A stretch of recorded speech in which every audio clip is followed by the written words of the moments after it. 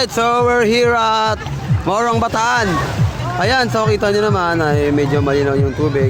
Ayan, pakita ko na rin sa inyo yung lugar. Ayan, oh. Ayan, so dito kami yung sa cottage namin. So ito, papakita ko yung mga tropa natin. Ayan, so shoutout dyan sa mga natin dyan, oh. Grabe mo, pamasa-masa. Yan, ganyan lang yan, pero walang tulog yan. Boss, may sapatos, boss! Sapatos daw. Ano masabi mo, JR? Wala ka rin tulog, di ba? Ay, masarap tulog mo, di ba, sa bus? Yan, sapatos yan eh! Sana all.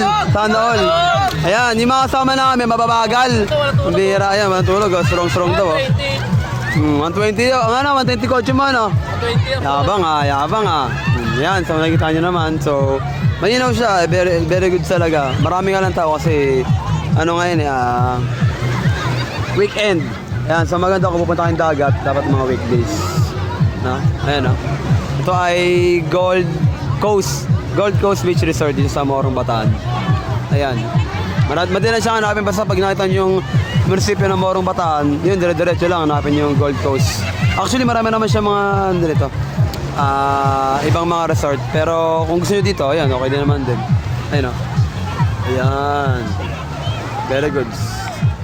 So, ayan, tara, picture muna tayo mga kabiyahe.